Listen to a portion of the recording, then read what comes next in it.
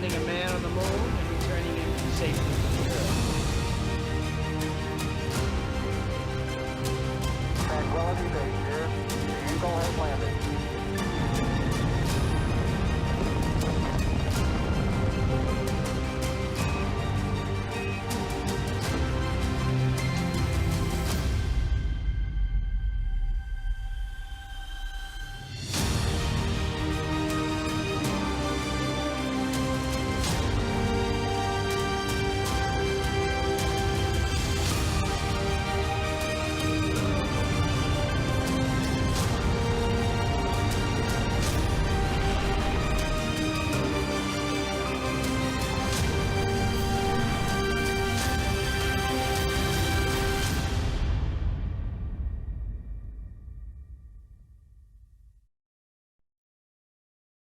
LOX vent, liquid oxygen. The white vapor cloud caused from the super cold gaseous oxygen condensing the water in the atmosphere will disappear. You see it coming out there now. And there it goes, it's closed. LOX vent closed, pressure rising in the core stage LOX tank to flight levels. Coming up in 15 seconds, look for that thrust vector control actuator test. Engines will gimbal.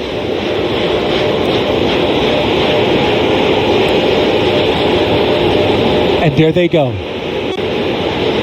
The 4 core stage RS-25 engines gimbaling around, testing the ability to steer the rocket into space. They will operate at 109% performance. Each RS-25 throwing down 500,000 pounds of thrust. All 4, 2 million pounds. Altogether with the boosters, 8.8 million pounds of thrust. GLS is good for upper stage to internal power. Now the upper stage has gone to internal power. So power is removed from the rocket's upper stage, the ICPS, and it's been switched to battery power. The same milestone is coming up for the core stage at T-minus 1 minute and 30 seconds.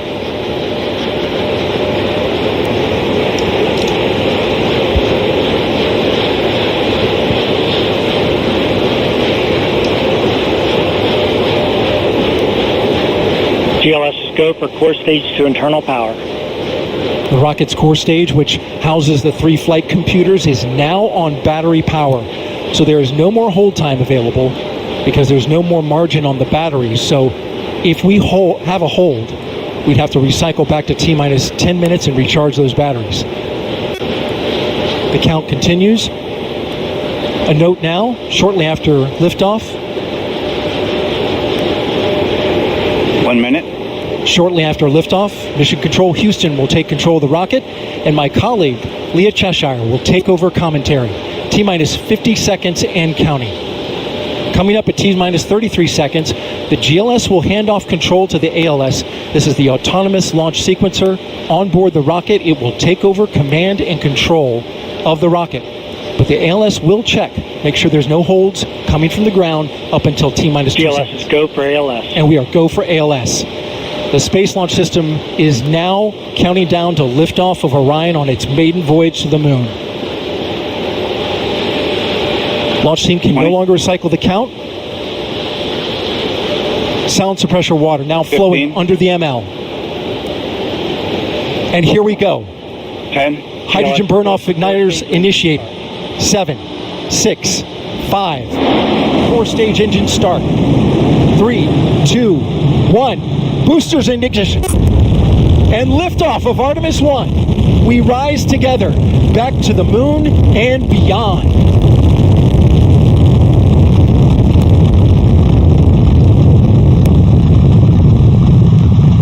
All 4 RS-25 engines on the core stage and 2 solid rocket boosters now propelling the vehicle at 128 miles per hour. Hearing good control on the roll from teams in Mission Control Houston. All good calls so far. Now 30 seconds into the flight of Artemis I. First milestone will be for the vehicle to pass through max Q at about 1 minute and 9 seconds into launch. This is the greatest period of atmospheric force on the rocket.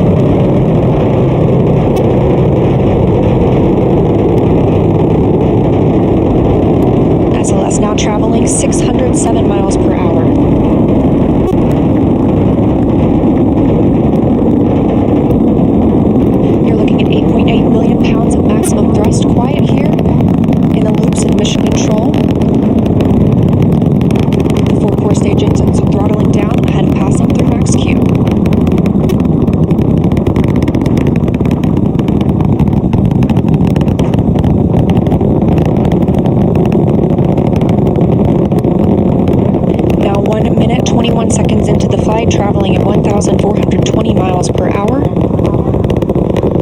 4 core stage engines are back at maximum thrust.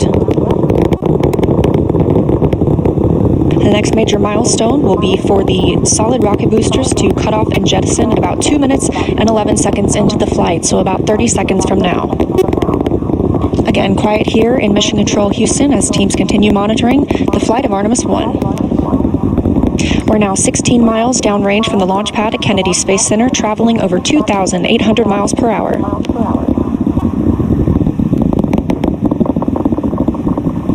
Standing by for solid rocket booster jettison and shortly thereafter.